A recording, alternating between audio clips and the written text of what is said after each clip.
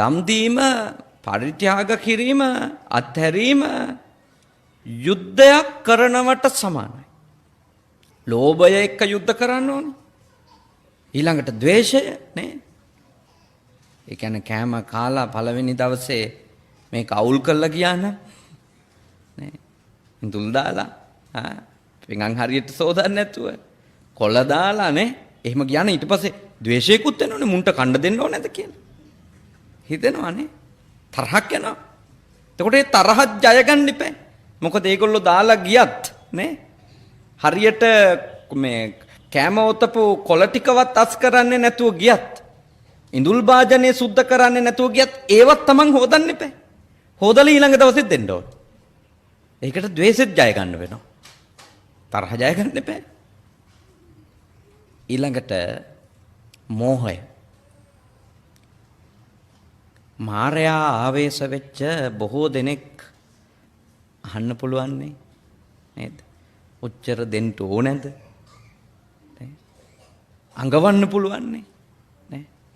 එතකොට ඒ වගේ බලවේග විසින් හිත මිත්‍යා දෘෂ්ටියකින් ආක්‍රමණය කරන එක. උච්චර කරන්න ඕනේ නැහැ, සාමාන්‍ය විදියට කරමු. මෙහෙම කරමු. මේ කොටස අඩු කරමු නේ. එතකොට එවැනි කියමන් එවැනි ඉඟි නිරන්තරයෙන් ලැබුණා නම් නෑ ඒක නෙමෙයි මම කරන්නේ. මම දන්නවා දුන්නොත් ලැබෙනවා කියන එක. දෙන දෙහි ආනිසංස තියෙනවා කියන එක. කුසලය මම දන්නවා කියලා ඒක ජය ගන්න මනසින් අමෝහය ජය ගන්න එපා. අමෝහය කියන தත්වෙට එන්න එපා. මෝහය තියාගෙන බෑනේ කර්මඵලෙ විශ්වාස කරන්නේ නැතුව. ආනිසංසෙ විශ්වාස කරන්නේ නැතුව නේ. මේ 2010 බාරගත්තු කටින පින්කම කිව්වනේ නේ. දැන් 2016 දී ඉෂ්ට කරගත්තේ 6 අවුරුද්දක් බලන් ඉඳලා තියෙනවා නේ. 6 අවුරුද්දක් බලන් ඉඳලා තියෙනවා. එතකොට ඔයත්ෝ මේ සිද්ධ කරපු උතුම් අකුසලයේ ඒ පූර්වක්‍ෘත්‍යයන් ටික ගත්තොත් සාමිනහන්සලට අප උපස්ථාන කිරීම, ඊළඟට එන ගිහි පිරිසට අප උපස්ථාන කිරීම, ඒ පූර්ව කෘත්‍ය ටික ගත්තොත් අති සාතකව බොහොම ලස්සනට නිම කළා තියෙනවා. අනිත් එක මහත්මයා මේ කාලේ මිනිහෙකුට කන්න වේලක් දෙනවා කියන එක ගොඩක් පිංසිතෙන් දෙයක් නේ. මං ඒ සායනහන්සට කිව්වා අනිවාර්යෙන්ම හැමදාම පින්කමට සෙනගින්න නැති නේද කියලා.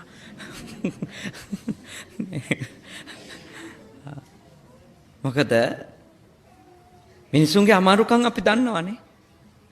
හාල් කිලෝ එක කීයද කියලා නේ. 3-5 ටික කීයද කියලා අපි දන්නවනේ.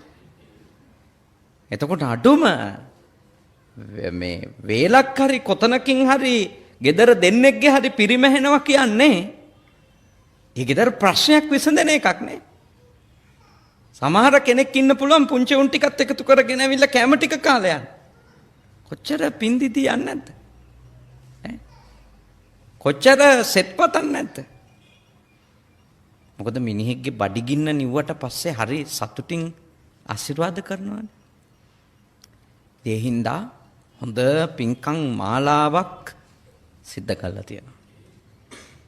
ඒකෙන් කියන්නේ අනිත් අයත් කටින් එකට කලින් ඒකම කළ යුතුයි කියලා. එහෙන් පටල ගන්න. ඒක එතුමගේ ශ්‍රද්ධාව. එතුමගේ ශ්‍රද්ධාව ඒක වෙන මොකුත් නෙමෙයි. මං හිතන්නේ ඉතින් ධනය කියලාත් නේ. මහා ලොකු ප්‍රකෝටිපතියෙක් නිසා ඒක කරා කියලා හිතන්නේ. මොකද ප්‍රකෝටිපතියෝ ඉන්නව එහෙම කරන්න බැරි අය. නේ? එහෙම නෙමෙයි. නිකම් මේ සලාක දාන්නේ ලුණු නැතුව ගෙනත් දෙන අය. ඉන්න පුළුවන්. නේ? යන්තම් ඔය දෙන්න ඕනවට දෙන අය. ඒකට කියන්නේ මේ දාන දාස කියලා. නේ? දාසයන්ට කන්න දෙනවා වගේ. මහා සංඝයාට දෙන අය ප්‍රකෝටිපතියෝ ඉන්න පුළුවන්. නේ? සිල්වතාට, ගුණවතාට, දුප්පතාට කැම ටිකක් දෙනකොට සේවකයෙකුට කන්න දෙනවා වගේ ඊටාම පහළ ගණයේ ඊටාම රළු ආහාර පාන දෙන අය ඉන්න පුළුවන්. සල්ලි හින්දාම පින්කම් කරන්න පුළුවන් කියලා පටල ගන්න එපා. සල්ලි හින්දා පින්කම් කරන්න බෑ. පින්කම් කරන්න ශ්‍රද්ධාව තමයි ඕනේ. වියදම් කරන සල්ලි ප්‍රමාණයෙන් නෙමෙයි පින්කමේ ආනිසංසය බලවත් වෙන්නේ. ශ්‍රද්ධාව. එතුමට 3 මාසයක් මේ පින්කමේ අඛණ්ඩව එකම විදියට ජීවත් වෙන්න, එකම විදියට හිත තියාගෙන ජීවත් වෙන්න මැතිනියටත් එතුමටත් දෙන්නට ශ්‍රද්ධාව තමයි උදව් කරන්නේ. තුනුරුවන් කෙරෙහි විශ්වාසයනේ. භාග්‍යවතුන් වහන්සේගේ ධර්මය ගැන සැක නැතිකම. කර්මඵලයේ ඇදහිීම. එතුම ශ්‍රද්ධාවේ ප්‍රමාණයට අර මහා රජවරු මාස ගණන් දන් වැට පැවැත්තුවා කියනවනේ. එතුමන්ලා නම් පවත්වන්න නැත්තේ ඉතින් පුද්ගලික ධනෙ නෙමෙයිනේ නේ. ගවර්න්මන්ට් එකේ සල්ලි වලින් නේ දෙන්නේ නැත්තේ. දැන් මෙතුමන්ලා දුක් මහන්සි වෙලා වෙලහෙළඳාමක් කරලා තමන්ගේ ස්ථානයක් පාවිච්චි කරලා හොයාගන්න මුදලක් නේ මේකට යට කරන්නේ. ඒ නිසා ඒකට ශ්‍රද්ධාවම තමයි ඕනේ. අනිත් අය තමන්ගේ ප්‍රමාණයට තමන්ට ශක්තිය තියෙන විදියට නේ අකණ්ඩව ඒ සිත කිලිටි වෙන්නේ නැතුව තියාගන්න පුළුවන් ප්‍රමාණයට කටන පිංකම් කරන්න. මොකද සමහර කෙනෙක් ඊළඟට ඔළුවේ තරඟ හදා ගන්නවනේ නේද? අරයා කරා මේ 3 මාසෙම ඉන්දියාප්පා පාන් බත් දුන්න අපි දෙමු ෆ්‍රයිඩ් රයිස් 3 මාසෙම. ඒ වගේ ලෙඩ හදා ගන්න එපා. නේ? ඒවා ලෙඩ. දැන් එහෙම වෙලා සාමාන්‍ය මිනිහෙකුට කටිනයක් කරගන්න බැරි තැනටම ඔළුවේ තරඟය හදා ගන්නවා නේ? තරඟය හදා ගන්න එපා. දැන් මගේ පන්සලේ කටින කරන්න එන අයට මම කියන්නේ ඔයාගේ ප්‍රමාණයට විතරක් ඔයා කරන්න. කලින් සැරේ කටින කරපු එක්කෙනා කරපුවා ඔයා කරන්න යන්න එපා. මොකද එයා අලි 5ක් ගෙනත් තිබුණොත් මොකද වෙන්නේ? ඊළඟ එක්කෙනා 6ක් ගේන්න බලන්න. ඉතින් අලි 6ක් ගේනකොට කිතුල් කොටක් ගේන්න එපා. ප්‍රශ්න තොගයක් විතරයි නේ. ලේසි නෑ. අන්තිමට 17 ණය වෙලා කටිනයක් කරලා තරංගයක් දීලා පිනක් කුසලයක් අතෙන්නේ නැහැ. තමන්ගේ ශ්‍රද්ධාවේ ප්‍රමාණයට තමන්ගේ ආර්ථික ශක්තියත් හොඳට බලලා නේ gedara ඉන්න අනිත් තමන්ගේ සහකරුවන් සහකාරියන් එක්ක නේ බිරිඳ හෝ සැමියා එක්ක කතා කරලා නේ අපිට මේ පින්කම වෙනුවෙන් මේ ප්‍රමාණය වෙන් කරන්න පුළුවන් කියන තැනට ආවට පස්සේ ඒ ප්‍රමාණයට කටන පින්කම කරා. එච්චරයි. මොකද කටින පින්කම කීයට වක්කත් ලස්සනට කරාට කමන්නේ. ඒක පන්සල් අතර තරංගේ බවට පත් කරන්න හොඳත් නෑ. ඒක හොඳ නෑනේ. නේ? අර පන්සලට වඩා මේ පන්සලේ කටිනේ ලොකුයි කියලා කරවන්න ඒක හොඳ නෑ නේ. එතෙන්ට යන්න හොඳ නෑ. මොකද හීනමාන එනවා එතකොට. ඊළඟට දායකයෝ අතර තරංගයක් වෙන්නත් හොඳ නෑ. මේවා මම ඔබට කියලා දෙනවා. මොකද හේතුව මේවා අපි සාකච්ඡා කිරීම අපි තේරුම් ගැනීම කටන පින්කම් වලදී අවශ්‍යයි. මෙතුමන් මෙපමණ ඉහලින් කරන එක එතුමාගේ පුණ්‍ය ශක්තිය සංසාරේ දීලා තියෙනවා. ඒ නිසා එතුමට මේවා අකණ්ඩව කරගන්න ලැබිලත් තියෙනවා. ඒක ගන්න එපා අනිත් අය. කියන්නේ මෙෂර් කරන්න එපා. මාන්නේ හදා ගන්න එපා නේ. මාන්නේ හදාගත්තොත් හරිම අසහනයකට තමයි පත් වෙන්න වෙන්නේ. දුකකට පත් වෙන්න වෙන්නේ. නේ? ඒ හින්දා ඊටාම ශ්‍රද්ධාවෙන් තමයි මේ වගේ පින් කටයුතු කරන්න ඕනේ. කර්මඵල ඇදහිීමෙන්. වෙන මොකුත් නෙමෙයි කර්මඵල අදහගෙන. ඒකනේ අර කියන්නේ දුක්පත් සතෙක් මුනිඳුන් වෙත සිත පැහැදී එක් දා ගැබෙක දිය බෙරළිය මලක් පිදිනේ.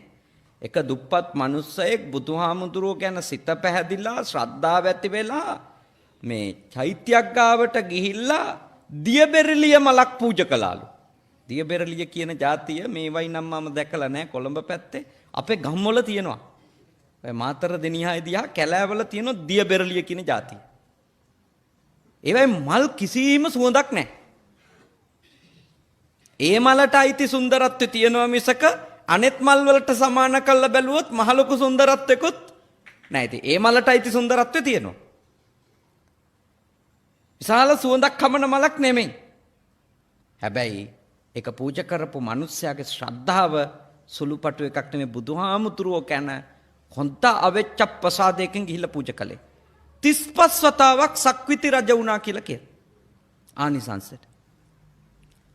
ඒ හින්දා ඔබගේ පින්කම් වලට අවශ්‍ය කරන්නේ ශ්‍රද්ධාව. ධනය නෙමෙයි. ශ්‍රද්ධාව. ධනය ද්විතීක කාරණේ. ප්‍රාථමික මූලික කාරණේ ශ්‍රද්ධාව. මේ දෙපළ ශ්‍රද්ධාවන්තයෝ නුන නම් මේ වගේ ලොකු පින්කමක් සිද්ධ කිරීම දුෂ්කරයි. මොකද්ද පින කියන්නේ? පින කියලා කියන්නේ චිත්තං පුනාතිති පුඤ්ඤං. චිත්තං කිව්වේ හිත.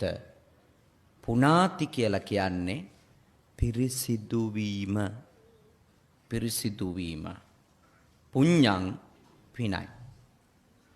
හිත පිරිසිදු වීම තමයි පින. ගොඩාක් අය කල්පනා කරනවා හිත සතුටු කර ගැනීම තමයි පින කියලා. හිත සතුටු කර ගැනීම පිනයි. මට ඕන තරම් කියලා තියෙනවා හිතේ සතුට පිනනේ හාන්තුරුවනේ කියලා. නේ? ඉතින් හිතේ සතුට පින නම් අපිට මොන තරම් වාරවල අයහපත් වැඩ කරාට පස්සේ සතුට දැනෙනවද නේ? කොච්චර සන්තෝෂයක් දැනෙනවද සමහර හොරෙන් කරන පව් වැඩවලින්? නෑ. අහුනේ නෑ කියන සතුට, අදාළ කාර්යයේ සතුට. සතුට තියනවා නේ. සතුට නෙමෙයි පින. මතක තියාගන්න. පින යනු පුනාති පිරිසිදු වීමයි. බුද්ධදත්ත මාහිමියන් විවරණය කරලා තියෙනුනේ පුනාති කියන වචනේ උන්වහන්සේ ලියපු මේ පාලි වචනවලට ලියපු අර්ථකථන ග්‍රන්ථවල පුනාති කියන්නේ පොළනවා කියන අර්ථය. පිරිසිදු කරනවා කියන අර්ථය. පවිත්‍ර කරනවා කියන අර්ථය තමයි දීලා තියෙන්නේ පුනාති කියන වචනෙට. එහෙම නැතුව සතුටු වෙනවා කියන අර්ථයක් එතන නැහැ. එහෙනම් මතක තියාගන්න හිත පිරිසිදු වීම තමයි පින කියලා කියන්නේ. දැන් මේ 3 මාසෙම උනේ මැතිතුමාගේ මැතිණියගේ හිත පිරිසිදු වෙන එක. කොහොමද පිරිසිදු වෙන්නේ? දෙනකොට අර තද ඇලීම කියන අපිරිසිදු සිතුවිල්ල නැති වෙලා යනවා. බුදුන් වඳිනකොට බණහනකොට අර අපිරිසිදු සිතුවිලි නැති වෙලා ගෙවෙන පැය ගාන වැඩි වෙනවනේ. 3 මාසෙම මේකටනේ කන්සන්ට්‍රේට් කරන්නේ. යාළුවෙක් එක්ක කතා කරත් මේ සැරේ මං කටිනේ කියලානේ කතා කරන්නේ. නේ? වස්පින්කම් මගේ කියලානේ කතා කරන්නේ. ඒක ලොකු දෙයක් නේ. වෙන දවස්වල හම්බුණා නම් සමහර විට ඔබතුමා කරන ව්‍යාපාරවල හැටියට ලෑලි ගැන කතා කරන්න පුළුවන්. ස්ටෝරු ගැන කතා කරන්න පුළුවන් නේ. මන් දන්නවා මේ 3 මාසෙම කවුරු හම්බුණත් අංක එකටම ඔලුවට එන්නේ. මේ දානේ ගෙදරක මල ගෙදරක මගුල් ගෙදරක එන්න කිව්වත් හැමදාවට නම් බෑ කටිනේ. මේ සැරේ කටිනේ. කොච්චර හොඳ එකක්ද නේ? යන හිත පිරිසිදු වෙනවනේ. කෙලස් වඩන එකක් නෙමෙයිනේ කතා කරන්නේ. කෙලස් යට කරන එකක්. කෙලස් දුරු කරන එකක්. ඒකයි මේ වගේ පින්කම් වල මහා ආනිසංස තියෙනවා කියලා කියන්නේ ඒකයි. මේ වගේ පින්කමකින් 3 මාසයක් පුරා හිත පේ කරනවානේ නේ. හිත පේ කිරිල්ලක් නේ කරන් 3 මාසයක් පුරා. හැමදාම පන්සලට එන්න ඕනේ. හැමදාම පන්සලට එන්න ඕනේ. ඊළඟට හැමදාම සායනහන්සලට ප්‍රත්‍යපහසුකම් සලසන්න ඕනේ. ලෙඩ වෙලා නම් බෙහෙත් තරම් දෙන්න ඕනේ. දානමාන හිඟනම් දානමාන පූජා කරන්න ඕනේ. පන්සලේ මේ 3 මාසයේ පැවැත්මට මොනවා හරි අඩුවක් තියෙනම් ඒව හොයලා පූජා කරන්න ඕනේ. බණ දහම් අහන්න ඕනේ. නේ? සිල්පද ආරක්ෂා කරන්න ඕනේ. මොකද මේකේ ආනිසංස වැඩි වෙන්න ඕනේ නේ. හිත පිරිසිදු වීමට අවශ්‍ය මොන තරම්නම් ක්‍රියාකාරකම් ප්‍රමාණයක් මේ මාස 3 තුල සිද්ධ වෙනවද? ඒ හින්දා වර්ධව ගන්න එපා. හිත සතුටු වුණොත් හොඳටම ඇති කියලා. නෑ. පින්කම නිසා හිත පිරිසිදු වීමෙන් පස්සේ කෙනෙකුට ලැබෙන්න පුළුවන් ආනිසංසයක් විදියට සතුට නම් කරන්න පුළුවන්. ඒකනේ මම අර කියපු ගාථාවෙත් තියෙන්නේ. ඉද නන්දති. ඒ වෙලාවේ මෙහිදී නන්දති කියන්නේ සතුට වෙනවා. පුනාති නෙමෙයි ඈ. සතුට වෙනවට කියන්නේ මොකද්ද? නන්දති. ඉද නන්දති. මේ භවයේම සතුට වෙන්න පුළුවන්. පෙච්ච නන්දති. පසු භවයකදී සතුට වෙන්න පුළුවන්. භවයකද නෙමෙයි භව ගණනාවකදී. ඒ කාර්තකතනයක්. ඊළඟට පින්කම කරන වෙලාවටත් ඉද කියලා කියන්න පුළුවන්. පින්කම කරලා ඉවර වුණාට පස්සේ කියන්න පුළුවන් පෙච්ච කියලානේ පසුව. එතකොට මේ භවයේදී ඉද කියන්න පුළුවන්. ආපහු ඉදිරි භවවලදී පෙච්ච කියන්න පුළුවන්. නන්දති සතුට.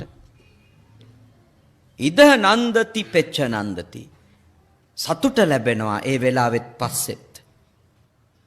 ආනිසංස විදියට. කත පුඤ්ඤෝ කාටද? පින් කරපු කෙනාට. පින් කරපු කෙනාට. දැක්කනේ පුඤ්ඤ කියන්නේ වෙන වචනයක්. පින් කරපු කෙනාට ලැබෙන ආනිසංසය තමයි මොකද්ද? සතුට. පින නෙමෙයි සතුට. පින් කරපු කෙනාට ලැබෙන ආනිසංසය. ආනිසංසය මේ ලෝක වශයෙන්ම ලැබෙන ආනිසංසය. ඒක හරිනේ. දැන් කටින චීබරේ නේ.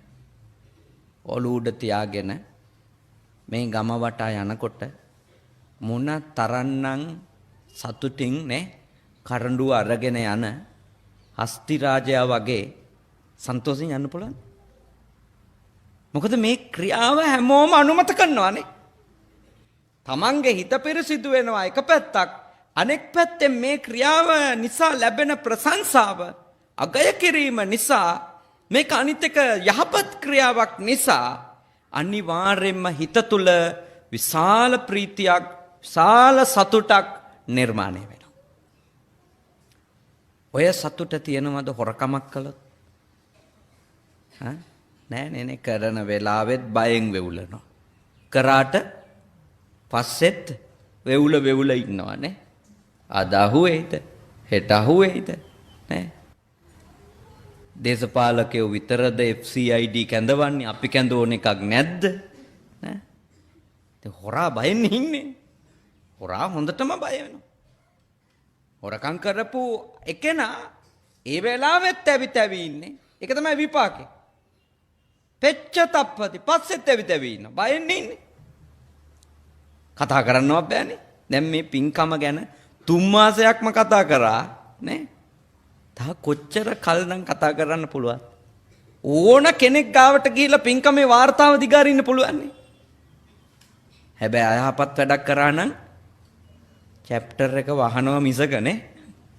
ඒ පරිච්ඡේදය ඉවරයි කියලා වහලා හංගනවා මිසක කිසි කෙනෙකුට කටක් කරලා කියන්නද? නේ. ඒ හින්දා හොඳට තේරුම් ගන්න මේ වගේ පින් කටයුතු කරනකොට ලැබෙන ප්‍රධාන පෙළේ ආනිසංසය තමයි සතුට හම්බ වෙනවා. අනිත් එක තව හොඳ ආනිසංසයක් මේ පින් කටයුතු වලදී ආනිසංස නේ. කල්යාණ මිත්‍රයෝ ඇසුරු කරන්න. මේ වගේ කටයුත්තකට එකතු වෙලා අල්ප මාත්‍රකින් හරි උදව්වක් දෙනවා නම් ඒ කර්මඵලයක් අදහන දිව්‍ය ලෝකයක් අපායක් පිළිගන්න මේ සංසාරයෙන් නිදහස් වෙන්න ඕනි කියලා පිළිගන්න සත්පුරුෂයෙකුට විතරමනේ මේකට උදව් කරන්න පුළුවන්. මට අපේ මේ හෙක්ටර් මහත්මයා කිව්වා මේක මං විතරක් කරපු වැඩක් නෙවෙයි අහන්නේ නෑදෑයෝයි යාළුවෝයි මේ වැඩේට අකණ්ඩව උදව් කරා කියලා නේ. එතුමා මට මේ ආවාසගේදී කිව්වා මේ පින්කම් මාලාවට නෑදෑයොත් යාළුවොත් අකණ්ඩව උදව් කරා කියලා. ඉතින් ඒ කල්යාණ මිත්‍රයෝ හමු වුණානේ නේ ආනිසංස. පින්කම කරපු එකේ විශිෂ්ට ආනිසංසයක් තමයි හොඳට අඳුන ගන්න පුළුවන් වුණා සත්පුරුෂයා කවුද අසත්පුරුෂයා කවුද නේ. කල්යාණ මිත්‍රයා කවුද මේවට අකුල් හෙලන උදව්වක් දෙන්නේ නැති පාප මිත්‍රයා කවුද. දැන් මෙතනින් එහාට ජීවත් වෙනකොටම හරි ලේසියිනේ නේ. කාත් එක්කද අනාගතයක් තියෙන්නේ කාත් එක්කද අනාගතයක් නැත්තේ. මේ වගේ ලොකු පින්කමක් කරනකොට දීර්ඝ කාලයක් පේවෙවි කරනකොට ඔක්කොම දෙනා පරීක්ෂාවට ලක් වෙනවානේ. 3 මාසෙම කෝල් එකක්වත් දෙන්නේ නැතුව වලකින අයත් ඔය අතරේ ඉන්න පුළුවන්. මෙච්චර ලොකු වැඩක් වෙනවා මේ කාලේ කෝල් කළොත් එහෙම ඕකට යන්න වෙනවා. පෞකාරයෝ පප මිත්‍රයෝ අසත්පුරුෂයෝ හිටියනම් කවුරුත් එන්නේ මගහරින්න. හැබැයි මේ වෙලාවේ අකණ්ඩව මේ 3-4 මාසය එතුමා එක්ක රැඳිලා හිටියනම් යමෙක් ඒ සියලු දෙනා සත්පුරුෂ නෑයෝ නේ කල්යාණ මිත්‍ර නෑයෝ. ඒවා ආනිසංස. ඒවා විශිෂ්ට ආනිසංස. අපිට එක 3 මාසයක් එහෙම යහපත් මිනිස්සු එක්ක යහපත් හැඟීමෙන් දේවල් එක්ක සම්බන්ධ වෙන අයත් එක්ක ඉඳ ලැබෙන එකම කොච්චර පිනක්ද නේ. ඉඳ ලැබෙන එක ඒක හරි වටිනවා. එහින්දා පින යනු හිත සතුටු කරගන්න අරමුණු කරන එකක් නෙමෙයි. බෞද්ධයෙක් පින් කරන්න ඕනි මොකටද? හිත පිරිසිදු කරගන්න. මතකයිද? හිත පිරිසිදු කරගන්න. එතකොට මොන දේ දුන්නත් අතෑරලා දෙන්න. මොන දේ දුන්නත් කොහොමද දෙන්න ඕනි? අතෑරලා දෙන්න. අල්ලගෙන දෙන්න එපා. අල්ලගෙන දුන්නොත් ඒක නියම ආනිසංසයක් ලැබෙන එකක් නෙමෙයි. ලැබෙන්නේ නැහැ. නියම ආනිසංස ලැබෙන්නේ නැහැ. මොකද බෞද්ධයාගේ දම් දීමයි බටහිරයාගේ දම් දීමයි එකක් නෙමෙයි දෙකක් නෙමෙයි. බෞද්ධයෙක් දම් දෙන්නේ මොකටද? නිවන් දකින්න හේවත් සංසාර ගමනින් අයින් වෙන්න. බටහිරයා දම් දෙනකොට අපිට පේනවා අනිත් ලෝකේ රටවල් වල ඒගොල්ලෝ දම් දෙනවා. ඩොනේෂන් එක ඒවා දෙනවා. මම දැන් ගිය සති දෙකකට කලින් කැනඩාවේ ඉඳලා ආවේ. මම ඒ රටේ දැක්කා අර ගෙවල් ඉස්සරහා සති කීපයකට සැරයක් තියලා තියෙනවා සෙල්ලම් බඩු. තියෙනම් දෙන්න කියලා ලොකු බොක්ස් ගෙනල්ලා තියා තියෙනවා. එක සංවිධාන වලින්. එතකොට මේ පළාතේ මිනිස්සු ගාව තියෙනවා නම් දරුවන්ගේ සෙල්ලම් බඩු ඒව දෙනවා. ඒව ගෙනියනවා ඊටාම දුප්පත් ඊටාම අසරණ රටවල් වලට. කන්ටේනර් ගණන් යවනවා. එතකොට ඒගොල්ලෝ ඒව දෙන්නේ නිවන් දකින්න බලන් නෙමෙයි. සතර අපායෙන් බේරෙන්න බලාගෙනත් නේ ඒගොල්ලෝ දෙන්නේ මේ දුප්පත් අයටනේ ප්‍රයොරිටි ප්‍රමුඛතා නේ. එතකොට ඒව දෙද්දිම බලනවා ප්‍රමුඛතාවයක්. මේක දෙන්න ඕනේ ලංකාවටද? මේක වන්න ඕනේ ඉන්දියාවේ ප්‍රාන්තයකටද? මේක ඕන අප්‍රිකාවටද? මේක ඉතියෝපියානු වගේ රටකට යවනවද? ඒගොල්ලෝ බලනවා.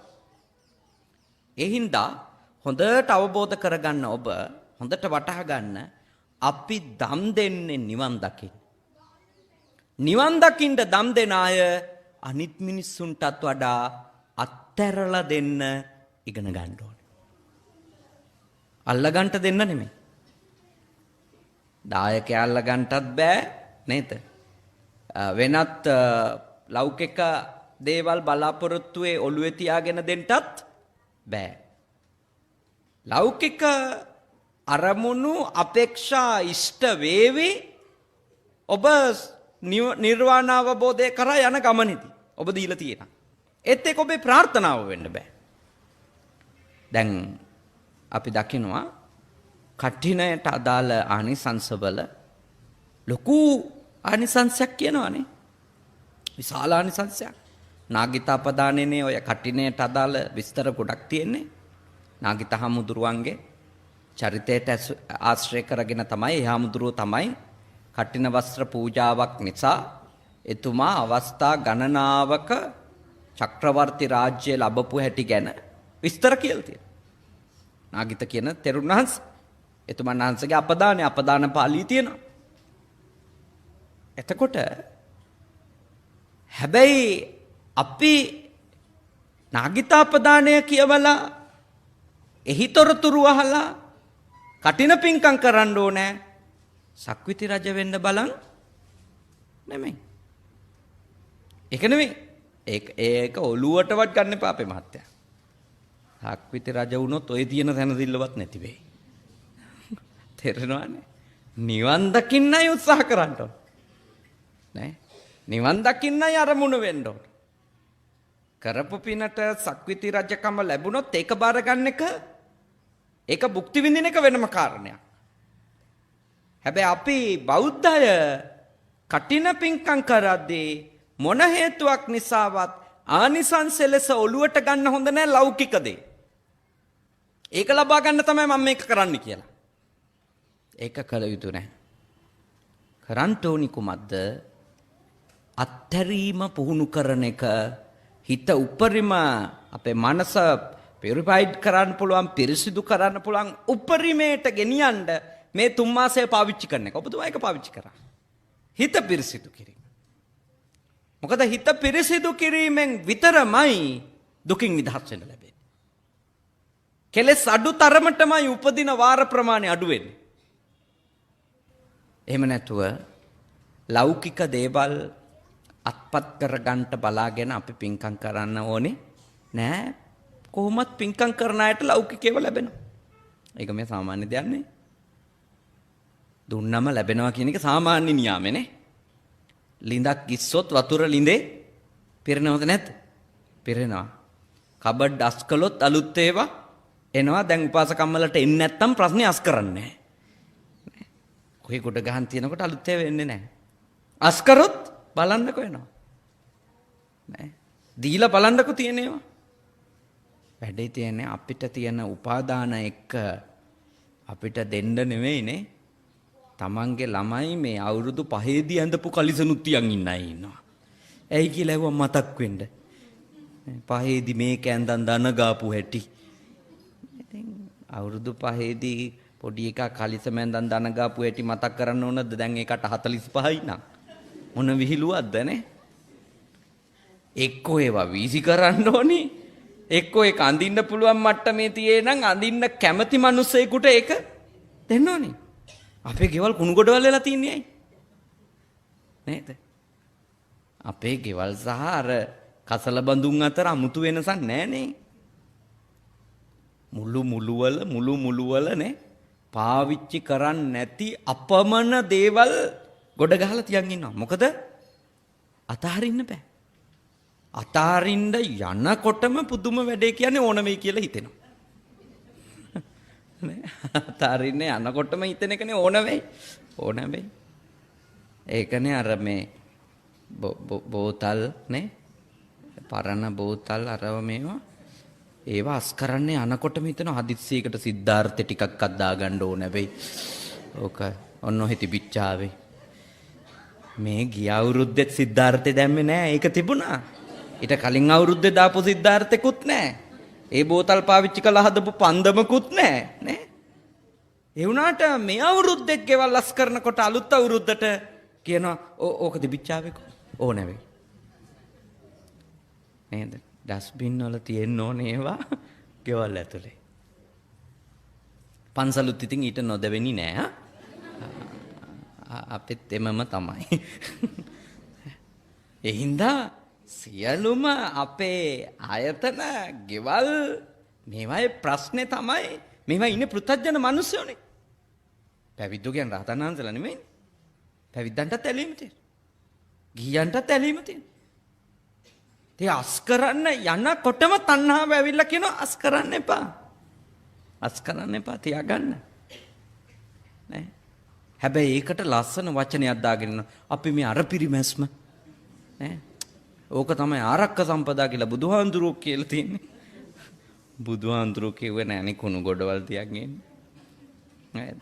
බුදුහාඳුරෝ කිව්වේ රීයුස් කරන්න. ඔබ යමක් අතාරිනවා නම් ඒක තව එකකට පාවිච්චි කරන්න. පැත්තකින් තියාගෙන ඉන්න නෙමෙයි කිව්වේ. දැන් සිවුර ගැන කිව්වනේ. මේ සිවුර අතෑරලා අලුත් සිවුරක් ගන්නවා නම් මේක ඇඳ ඇතිරිල්ල කරන්න. ඒ කියන්නේ මේ මොහොතේම තව එකකට පාවිච්චි කරන්න කිව්වේ. නැතුව කබඩ් එකේ දාගෙන තියන් ඉන්න නෙමෙයි. ඇඳ ඇතිරිල්ලා බුමුතුරුණකට පාවිච්චි කරන්න. බුමුතුරුණ තිබිච්ච එක පාපිස්ලකට පාවිච්චි කරන්න. එහෙමනේ කිව්වේ.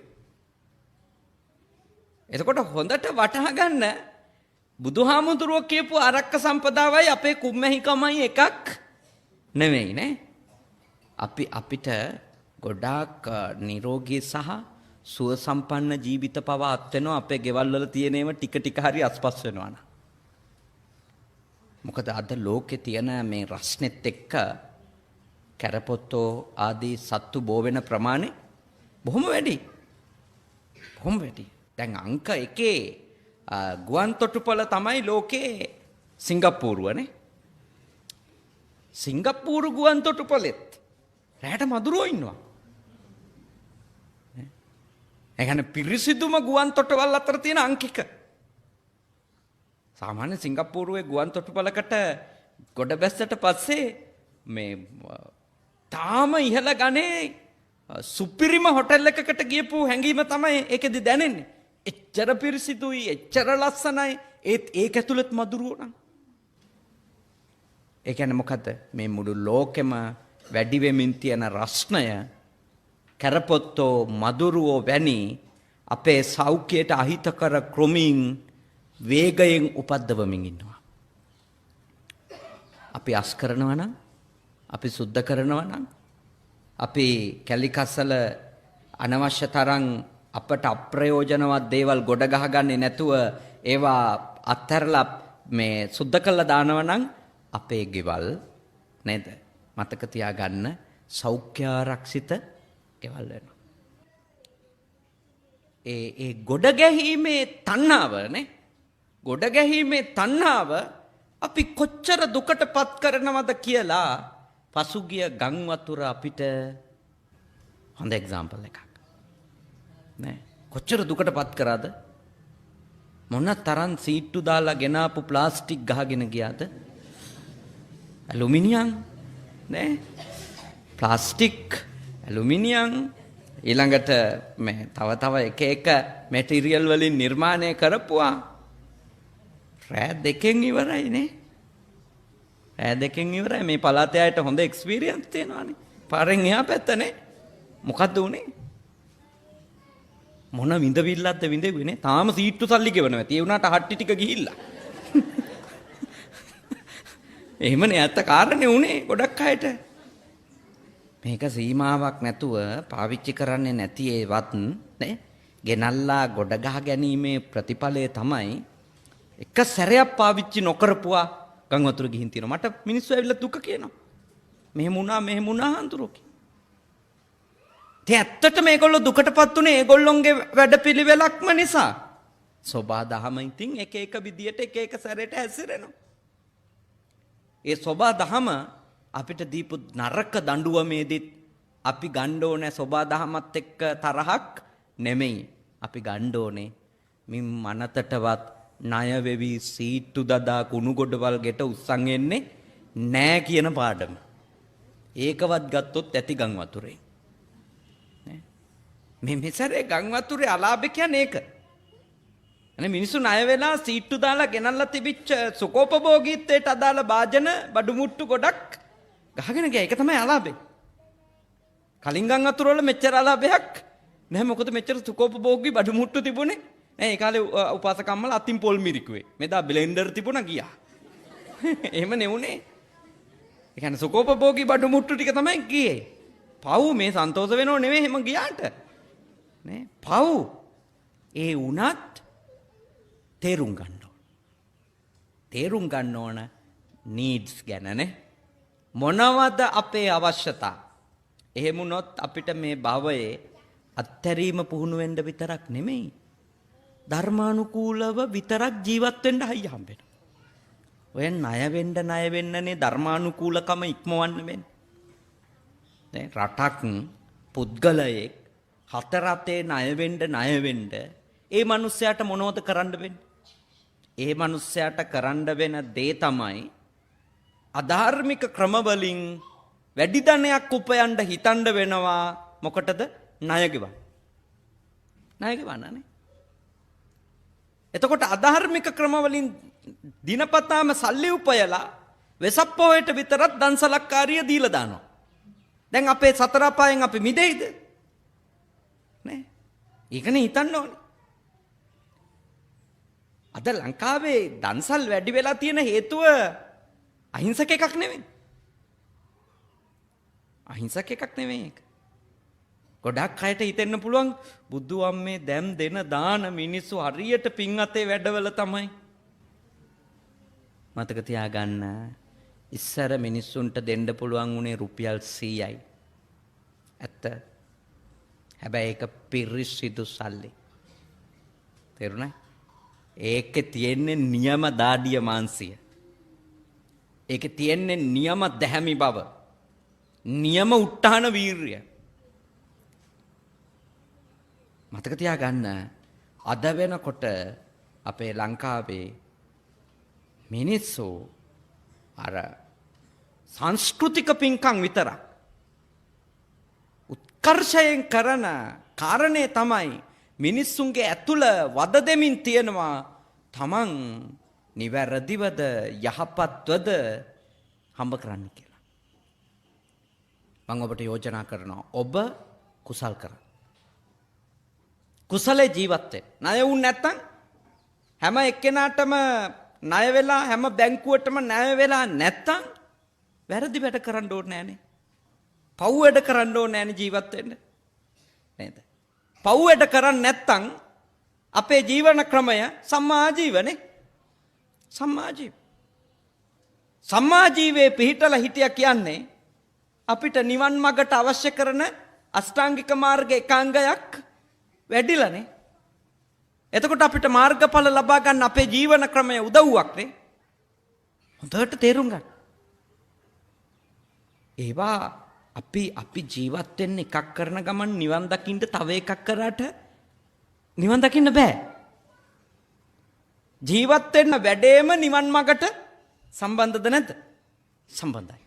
නිවන් දකින්න සම්බන්ධයි. ඒකනේ අපිට මාර්ගයක් කිව්වේ මෙන්න මේ ක්‍රමයට ජීවත් වෙන්න. නිවන් දකින්න ඕනි අය. එනිසා අපේ මහත්තයා නෝන මහත්තයා හොඳ පින්කමක් කරගත්ත නිවන් දකින්න. මේක නිවන් මඟට. මේක ඔබතුමන්ලා මේ ලෝන් දාලා සීට්ටු දාලා කරපු පින්කමක් නෙවෙයිනේ. වැරදි ආයෝජන වලින් සල්ලි හොයාගෙන කරපු එකකුත් නෙමෙයි. තමන්ගේ ඉඩමක් කඩමක් බද්දට දීලා නේ මොකක් හරි ක්‍රමවේදයක් ඇතුලේ මාසිකව නිත්‍යානුකූලව උපයපු ධනයකින් තමයි මේ පින්කම කරගත්තේ. ඒ සතුට හෘදේ සාක්ෂිය තියෙනවනේ. අපි හරි සල්ලි වලින් පින්කම කරා. මම ඔබට යෝජනා කරන්නේ ලොකු පින්කමක් වැරදි වැඩ කරලා කරනවා වෙනුවට හරි සල්ලි වලින් පුළුවන් මට්ටමේ පින්කම කරා.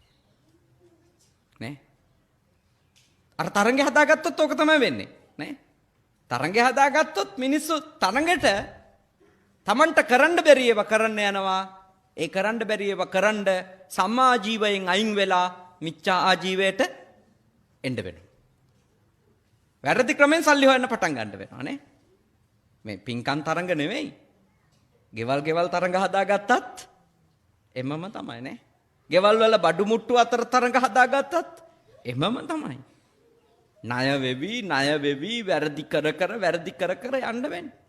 අන්තිමට නවතින්නේ කොතනින්ද? අතිශයින් දුක්ඛිත අතිශයින් ඛේදනීය තත්වයකටපත් වෙලා. කටින වස්ත්‍ර පූජාවක් කරාම ඔබට අනිවාර්යයෙන්ම ලෞකික සැප සම්පත් ලැබෙනවා. ආයුෂ ලබන අය අතර දීර්ඝ ආයුෂ ලබනවා. වර්ණය ලබන අය අතර දීර්ඝ, ඒ කියන්නේ ලස්සනම පැහැපත්ම වර්ණයන් ලබනවා.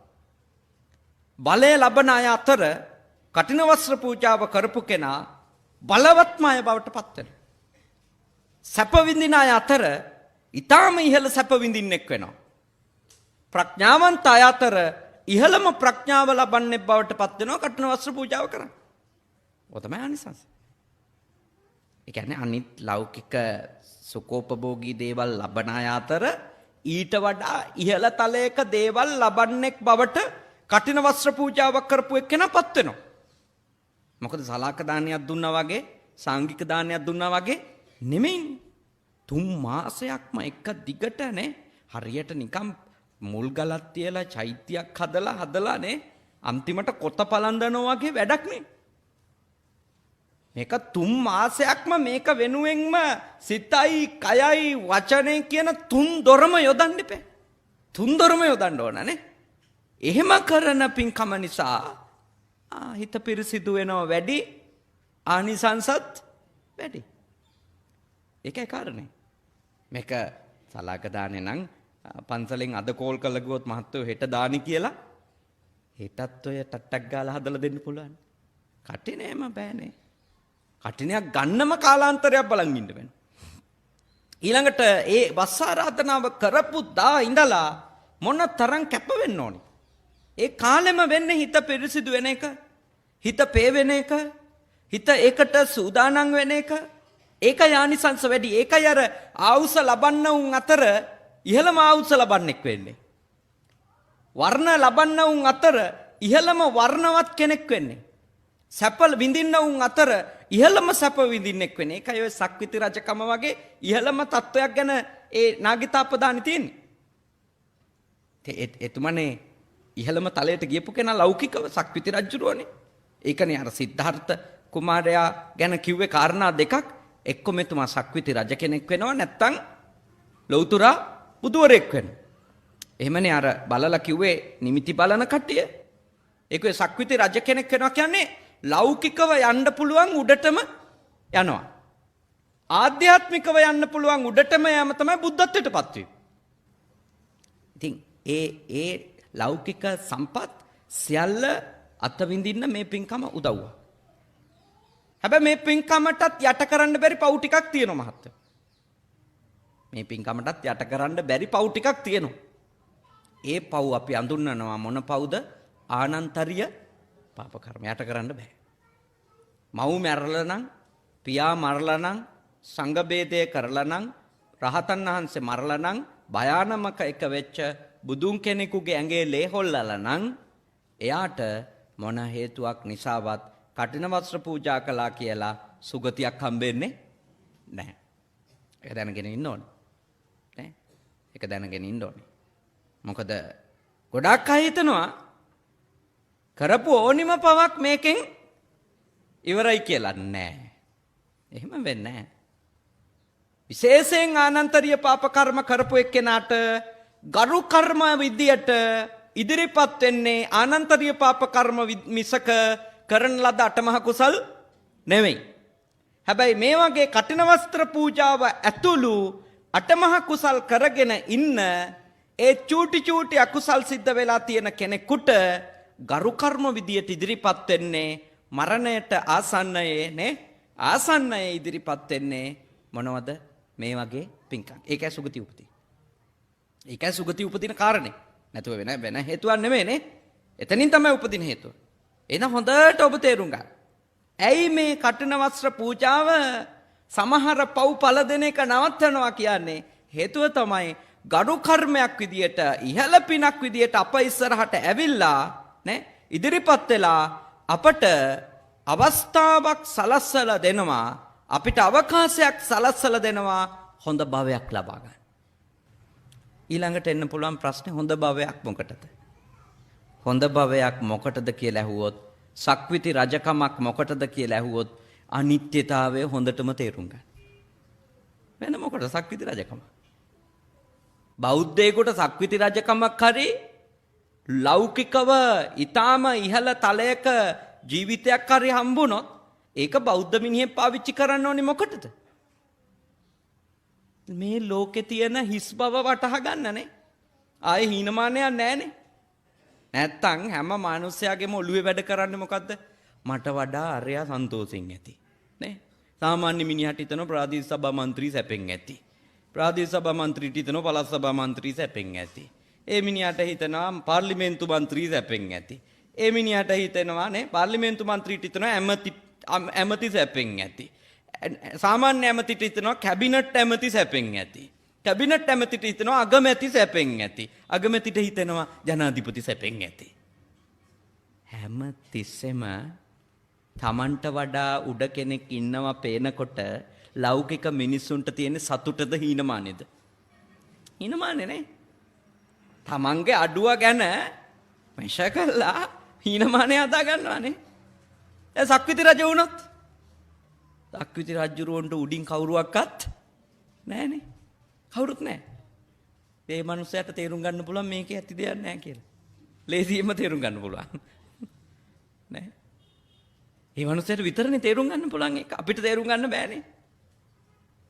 දැන් මම ඔයත්තන්ට දේශනා කරොත් එහෙම සෝකෝපභෝගී දේවල් වල ඇත්තටම සුඛෝපභෝගී කමක් නැහැ කියලා නේ. ඒ සුඛෝපභෝගී දේවල් අත්විඳේ නැති එක්කෙනෙක් මෙතන හිටියොත් එයා ඒක පිළිගනීද? පිළිගන්නේ නැහැ. එයා හිතන්නේ මේ ආන්දරලා අපි කීයක් කරේ හොයා ගන්නවටද කොහෙද? මෙයාලත් අපිට ඉරිසියා කරනවද කොහෙද ටුට්ටක් උඩට යනවට? ඒකයි තත්ත්වනේ. සාමාන්‍ය මිනිස්සුන්ට මේක තේරුම් ගන්න ලේසි කාරණයක් නෙවෙයි. දැන් සිද්ධාර්ථ සක්විති රජ කෙනෙක් විඳින්න නියමිත උසස් සැප ටික එයා වින්දනය කරමින් හිටිය ඔටුනු පළඳින්න විතරනේ තිබුණේ. රම්‍ය සුරම්‍ය සුබනේ. වැස්ස කාලෙට එක මාලිගාවක, රස්නේ කාලෙට තව මාලිගාවක, මද රස්නෙට මද සීතට තව මාලිගාවක නේ. ඒ තුනේ ඉඳපු සිද්ධාර්ථ එළියට බහැලුවේ කිං සච්ච ගවේසි. කිං කුසල ගවේසි. මොකද ඇත්ත? මේකද ජීවිතය කියන්නේ? මේකද සත්‍ය? මීට එහා මිනිහෙකුට මුකුත් ලබන්න බැරිද? ඒ කියන්නේ මොකද්ද? අර මාලිගා තුන ඇතුලේ එතුමන්ට පෙනුනේ හිස් මහා නිස්සාර දෙයක් මිසක මහා සාරයක් තියනවා කියලා නෙමෙයි. හැබැයි මතක තියාගන්න ඒක කවදාවත් ඒ මාලිගා ඇතුලේ හිටපු සේවකයෙකුට පේන්න විදියක් නෑනේ. ඒව හිස් කියලා. මොකද ඒ සේවකයාට හිතෙන්නේ ඒක ඇතුලේම ඉන්න සේවකයාටත් හිතෙන්නේ අරයා මොන වුණත් සැපෙන් ඉන්නවා කියලා. ඒ සාමාන්‍ය දේ. සාමාන්‍ය ස්වභාවයක. ඒකයි නිවන් දකින්න පහසුකමක් ලෞකිකව ඊටම සාර්ථකව ඉන්න එක. ඒ කියන්නේ හෙක්ටර් මහත්තයා ලෞකික විෂයේ උපරිම ගියපු එක්කෙනාට ලෞකිකත්වයේ ඉක්මවල ලෝකෝත්තර වෙන එක ලේසි. ඒකනේ ඇමරිකානුවෝ නේ යුරෝපීයයෝ එක්සත් රාජධානිය වැනි බටහිර මිනිසා අපේ රටවල් වලට ඇවිල්ලා බොහෝම නිදහසේ මාස ගණන් ඉඳලා යනවා නේද? මාස ගණන් ඉඳලා යනවා මේ මිනිස්සු.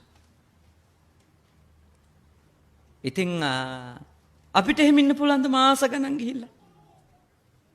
ලැබෙන තැනක නිදාගෙන චූම්පාන් කාලා නේ මෙහෙට එන සුද්ධ චූම්පාන් කකා ඉන්නේ උන්නේ වැඩිපුර නේ. ඉතින් එහෙම ඉන්න පුළුවන්ද අපිට? අපිට බෑනේ. අපිට වත්ත මතක් වෙනවා, කොරටුව මතක් වෙනවා, තාප්ප කඩලද දන්නේ නැහැ කියලා හිතෙනවා නේ. මේ කොච්චර ප්‍රශ්නද? ඒවා කියන්නේ නැතුව වෙන ඒවා කියනවා. මට ඔය මගේ කාමරේ නැතුව නිින්ද යන්නේ, මගේ කොමෝඩ් එක නැතුව ටොයිලට් යන්නේ. එහෙමනේ කියන්නේ නේද? ඒ නිසා තමයි මං කොහෙවත් යන්නේ නැත්තේ. මං ඔබට යෝජනා කරනවා කරුණා කරලා තේරුම් ගන්න. අපි ඉන්නේ දියුණු සමාජවලට වඩා ගොඩක් පහළ මට්ටමින්. අපිට හැමතිස්සෙම අපේ තියෙන පුංචිගේ මහා දිව්‍ය විමානයක් වගේ නේ අතෑරලා යන්න බැරි තරම් මහ බන්ධනයක්. ඒකනේ මිනිස්සු වන්දනාව කියන්නේ නැත්තේ සමහරු නේ. විනෝද වෙන්න කොහෙවත් ගිහිල්ලා ඉන්නේ නැත්තේ. යන්නේ කුස්සියටයි සාලෙටයි තමයි යන්නේ එකම තැන සමහරු. යනවා ඇතුළට යනවා එළියට. ඔච්චර තමයි. යන්නේ අතහරින්න බෑ. එක දවසක් එළියට බැස්සොත් ඒ ගියපු තැන ඉඳලත් කරන්නේ ඔළුව කියෝ කියෝ ඉන්න මොනෝ වෙලාද දන්නේ. නිවන් දකින්න නෙමෙයි මන් දන්නේ පෙරේතයෝ වෙලා උපදීනේ. මට කියන්න පුළුවන් ආසන්නම භවයේ ඒක තමයි. ඒ වගේ පුද්ගලයෝ කොහේ උපදීද? මං අහන්නේ මැරුණත් යයිද ඒ ගෙවල් අතෑරලා? එච්චර ඇලීම නම් දියුණු මිනිහා ඉන්නව නේද? අතෑරලා. සතුටින් නිදහසේ යනවා යන්නනේ. යන්න ඕනි කියලා හිතුණා ඕනි තැනක ගිහින්. එතෙන්ට හිත හදාගන්න එපා. ඒ දියුණුයි කියන්නේ සල්ලි වලින් පොහසත් වීමක් නෙමෙයි. සල්ලි වලින් පොහසත් එක්කෙනාට පහසුවක් තියෙන මොලේ දියුණු කරගන්න. අසාරය ලෙස දකින්න. හිස් කියන එක හිස් කියලා දකින්න. මහ ලොකු හිතන් ඉන්න සැපතක් මේවයි නෑ කියලා දකින්න තියෙන මිනිහට පහසුවක් තියෙනවා. ඉතින් ගොඩක් අය ඒක දකිනවා, ගොඩක් අය දකින්නේ නෑ. ඒක දැක්කොත් ඒ මිනිහා නිවන් දකිනවා. තේරුණාද? මතක තියාගන්න ලෞකික වශයෙන් සාර්ථක වෙච්ච නිසා හෙක්ටර් මහත්තයාට නෝනට 3 මාසයක් මිනිසුන්ට කන්න දෙන එක ගැන විඳවිල්ලක් එන්නේ නැහැ. ඒගොල්ලෝ දන්නවා ගොඩ ගහලා බැංකු පොත්වල තියා ගැනීමට වඩා අතෑරලා පින්කුසල් කර ගැනීමේ තියෙන සුවය. ඒක හිතන්න පුළුවන් කාටද? හිතන්න පුළුවන් තියේ නම් පමණයි. නැත්නම් ඔක හිතන්න බෑනේ. හිතෙන්නෙම රුපියලක් ගියත් ගියානේ. නේ? ඒමත් ඒක. ගියොත් ගියා. නේ? එහින්දා ඔබ හොඳට තේරුම් ගන්න අපි මේ වගේ බලගතු පින්කම් කරලා ඒ ආනිසංස වලින් සුගතියක යහපත් තැනක සැපවත්ව උපදින්න ඕනි මොකක්කටවත් නෙමෙයි නිවන් දකින්න ධර්මය අවබෝධ කරගන්න පහසුයි. බලන්න දියුණු වෙනකොට අපේ කොච්චර දුර්ගුණ අතු ගෑවිලා යනවද නේ? ඉස්සර මම මොන තරම් එක එක්කෙනාට ඊර්ෂ්‍යා කරලා තියෙද? මම අද මට ඊර්ෂ්‍යා බන්ධනයක්. ඒකනේ මිනිස්සු වන්දනාව කියන්නේ නැත්තේ සමහරු. නේ? විනෝද වෙන්න කොහෙවත් ගිහිල්ලා ඉන්නේ නැත්තේ. යන්නේ. කුස්සියටයි සාලෙටයි තමයි යන එකම තැන සමහරු. යනවා. ඇතුළට යනවා එළියට. ඔච්චර තමයි. යන්නේ. අතහරින්න බෑ. එක දවසක් එළියට බැස්සොත් ඒ ගියපු තැන ඉඳලත් කරන්නේ ඔළුව කියෝ ඉන්න මොනෝ වෙලාද දන්නේ. නිවන් දකින්න නෙමෙයි මන් දන්නේ පෙරේතයෝ වෙලා උපදීනේ. මට කියන්න පුළුවන් ආසන්නම භවයේ ඒක තමයි. ඒ වගේ පුද්ගලයෝ කොහේ උපදීද? මං අහන්නේ මැරුණත් යයිද ඒ ගෙවල් අතෑරලා? එච්චර ඇලීම නම් දියුණු මිනිහා ඉන්නව නේද? අතෑරලා. සතුටින් නිදහසේ යනවා යන්නනේ. යන්න ඕනි කියලා හිතුණා ඕනි තැනක ගිහින්. එතෙන්ට හිත හදාගන්න එපා. ඒ දියුණුයි කියන්නේ සල්ලි වලින් පොහසත් වීමක් නෙමෙයි. සල්ලි වලින් පොහසත් එක්කෙනාට පහසුවක් තියෙන මොලේ දියුණු කරගන්න. අසාරය ලෙස දකින්න. හිස් කියන එක හිස් කියලා දකින්න. මහ ලොකු හිතන් ඉන්න සැපතක් මේවයි නෑ කියලා දකින්න තියෙන මිනිහට පහසුවක් තියෙනවා. ඉතින් ගොඩක් අය ඒක දකින්න ගොඩක් අය දකින්නේ නෑ. ඒක දැක්කොත් ඒ මිනිහා නිවන් දකින්න. තේරුණා? මතක තියාගන්න ලෞකික වශයෙන් සාර්ථක වෙච්ච නිසා හෙක්ටර් මහත්තයාට නෝනට 3 මාසයක් මිනිසුන්ට කන්න දෙන එක ගැන විඳවිල්ලක් එන්නේ නැහැ. ඒගොල්ලෝ දන්නවා ගොඩ ගහලා බැංකු පොත්වල තියා ගැනීමට වඩා අතෑරලා පින්කුසල් කර ගැනීමේ තියෙන සුවය. ඒක හිතන්න පුළුවන් කාටද? හිතන්න පුළුවන් තියේ නම් පමණයි. නැත්නම් ඔක හිතන්න බෑනේ. හිතෙන්නෙම රුපියලක් ගියත් ගියානේ. නේ? ඒමත් ඒක.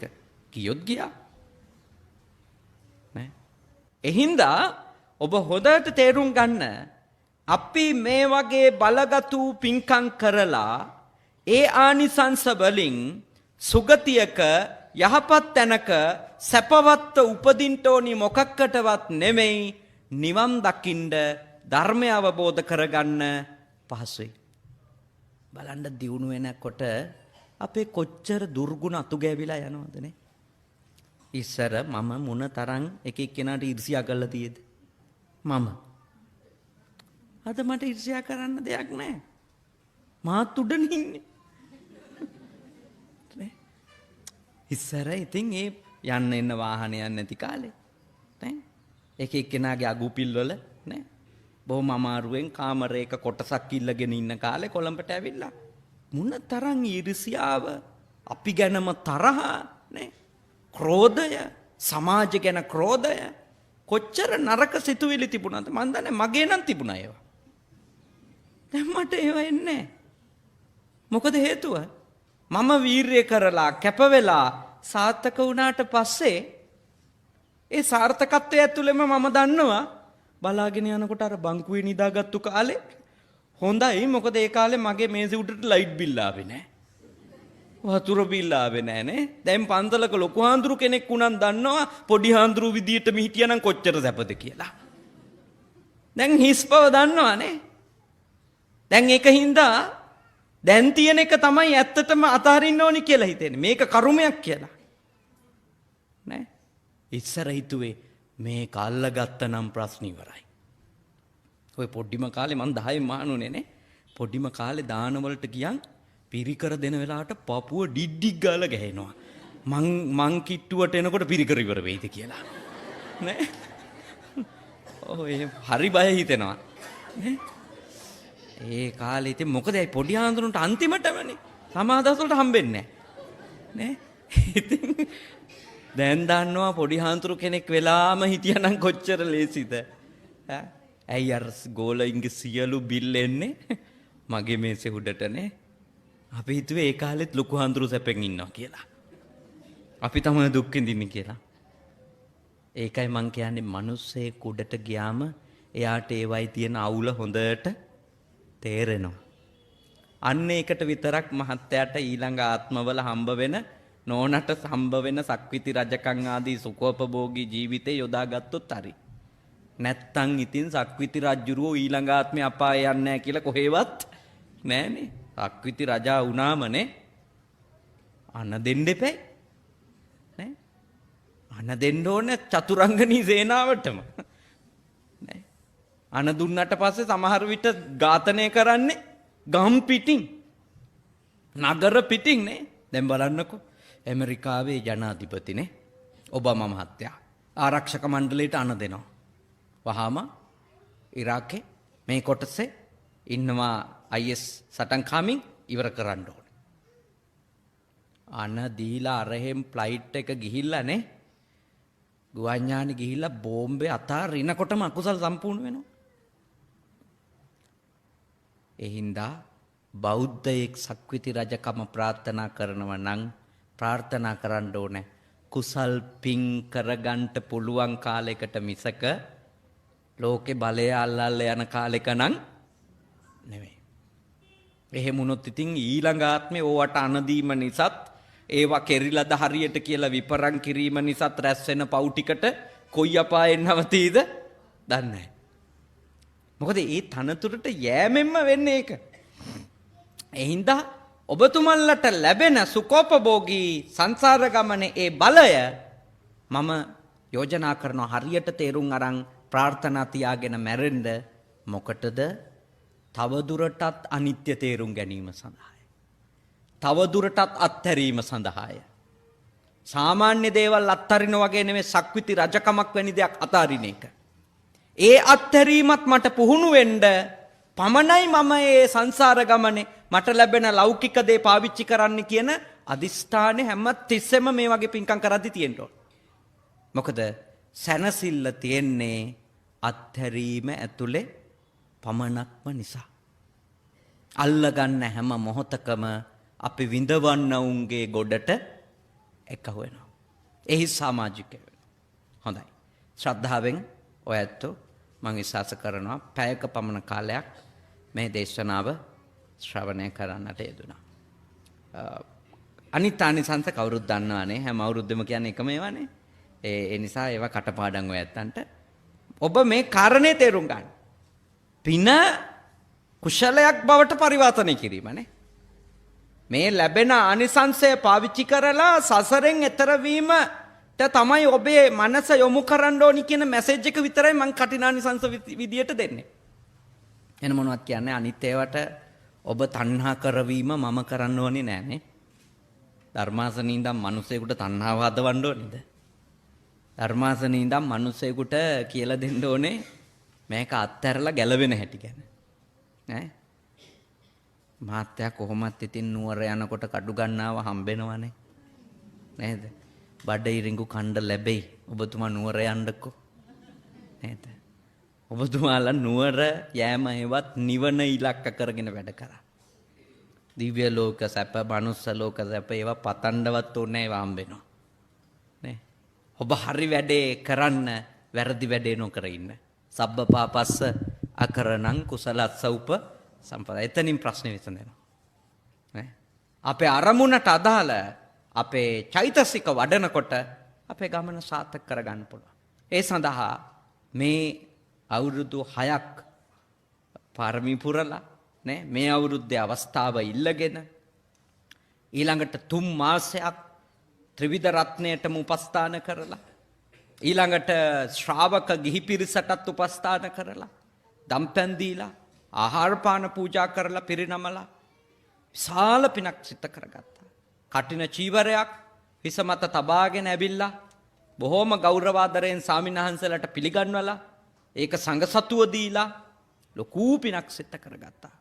ඒ සියලුම පින් කුසල් දැන් අනුමෝදනා කරමු අපේ හැක්ටර් විජේරත්න මැතිතුමාගේ මිය ගියපු ආදරණීය අම්මට ආදරණීය තාත්තට ඒ විතරක් නෙමෙයි ආච්චි අම්මා ශ්‍රීයලා නේ ඔබතුමාගේ ඊළඟට හත්මුතු පරම්පරාවක සියලුම නෑයන්ට සංසාර ගමනේ ඔබතුමාට හමු වෙච්ච අම්මලා තාත්තලා කොතෙකුත් ඇති ඒ සියලුම නෑයන්ට අපේ අයිරාංගනී මැතිණියගේ මියගිය අම්මට තාත්තට ආච්චි අම්මට සීයාට ඔබ දෙපළටම අකුරක් හරි උගන්වපු ගුරුතුමාලට ගුරුතුමීලට මිය ගිහිල්ලා ඉන්න ඔබේ හත්මුතු පරම්පරාවක ඥාතීන්ට ඒ විතරකුත් නෙමෙයි සංසාර ගමනේ ඔබ දෙපළට වරින් වර හමු වෙච්ච දරුවොන්ට වරින් වර හමු වෙච්ච සහෝදර සහෝදරියන්ට වරින් වර හමු වෙච්ච අම්මලා තාත්තලට වරින් වර හමු වෙච්ච ආච්චි අම්මලා සීයාලට සියලුම නෑයන්ට මේ පින් අනුමෝදනා කරමු අනුමෝදන් වේවා අපිට මේ පින්කම කරගන්න උපකාර වෙච්ච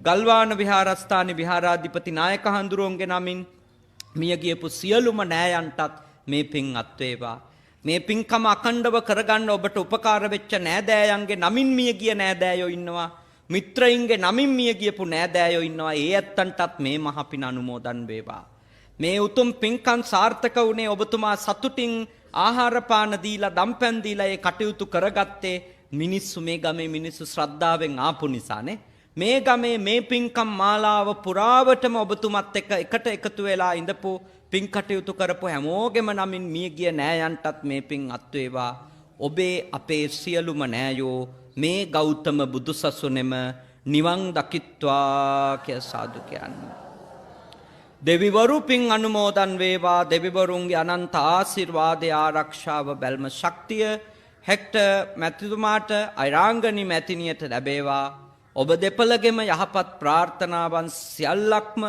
ඉෂ්ට සිද්ධ වේවා ඔබ දෙපළ දුක් බව නිරෝගී බව සුවපත් බව දෙවියන්ගේ ආශිර්වාදයෙන් සලසා දෙත්වා විෂ්ණු කතරගම සුමන සමන් විභීෂණ නාත ගම්බාර පත්තිනි දැඩිමුණ්ඩාදී ලංකාවට අධිග්‍රහිතව සිටින සියලුම දිව්‍ය රාජ සමූහයාට ඔබ දෙපළ ආරක්ෂා කරන ඔබ දෙපළගෙම ඉෂ්ට දේවතාවුන් වහන්සේලාට කරදරයක් පීඩාවක් නැතුව මේ 3 මාසේ පින්කම් ටික කරගන්නට ඔබව රැක්ක ඒ දෙවිවරුන්ට මේ පින් අත් වේවා සම්බුද්ධ ශාසනයට ආශිර්වාද කරන ආරක්ෂා කරන ධෘතරාෂ්ට්‍ර විරූඪ විරූපාක්ෂ වෛශ්‍රවනාදී සිව්වරම් දිව්‍ය රාජ සමූහයා පින් අනුමෝදන් වේවා මේ පන්සලට අධිග්‍රහිතව සිටින සියලු දෙවිවරු පින් අනුමෝදන් වේවා උතුම් දෙවිවරුන්ගේ අනන්ත ආශිර්වාදය ඔබට ලැබේවා පූජනීය නායක තෙරුන් වහන්සේට ලැබේවා අනිකුත් මහ සංඝරුවන්ට ලැබේවා ඔබ හැමදෙනාම නිදුක් වේවා නිරෝගී වේවා සුවපත් වේවා දෙවියෝ ඔබව රකිත්වා උතුම් දෙවිවරු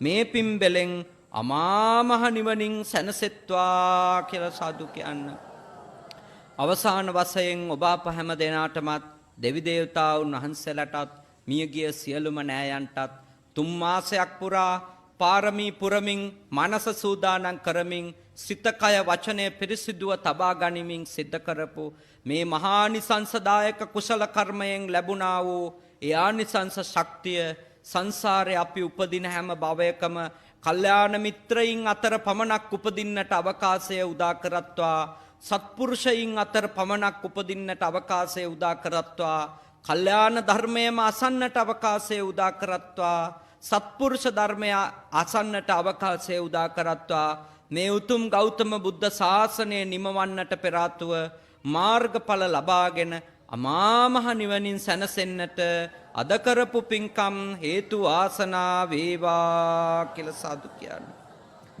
ආකාශට්ඨා ච බුම්මට්ඨා දේවා නාග මහිද්దికා පුඤ්ඤන්තං අනුමෝදිත්වා චිරන් රක්칸තු ශාසනං ආකාශට්ඨා ච බුම්මට්ඨා දේවා නාග මහිද්దికා පුඤ්ඤන්තං අනුමෝදිත්වා චිරන් රක්칸තු දේශනං ආකාසට්ටා ච බුම්මට්ටා දේවා නාග මහිත්‍තිකා පුඤ්ඤාන්තං අනුමෝදිත්වා චිරන් රක්ඛන්තු මම් පරන්ති ධම්මේ ඥාතේනං හෝතු සුඛිතා හොන්තු ඥාතයෝ ඉදම්මේ ඥාතේනං හෝතු සුඛිතා හොන්තු ඥාතයෝ ඉදම්මේ ඥාතේනං හෝතු සුඛිතා හොන්තු ඥාතයෝ ඉමිනා පුඤ්ඤ කම්මේන මාමේ බාල සමාගමෝ සතං සමාගමෝ හෝතු යාව නිබ්බාන පත්ත්‍යා ඉදම්මේ පුඤ්ඤං ආසවක්ඛයා වහං හෝතු සබ්බ දුක්ඛා පමුඤ්චතු කායේන වාචා චිත්තේන පමාදේන මයා කතම් අච්ඡයං කමමේ බන්තේ භූරි පඤ්ඤ තථාගත කායේන වාචා චිත්තේන පමාදේන මයා කතං අච්ඡයං කමමේ ධම්ම සම්දිට්ඨික අකාලික කායේන වාචා චිත්තේන පමාදේන අච්ඡයං කමමේ සංඝ සුපටිපන්න අනුත්තර සාදු සාදු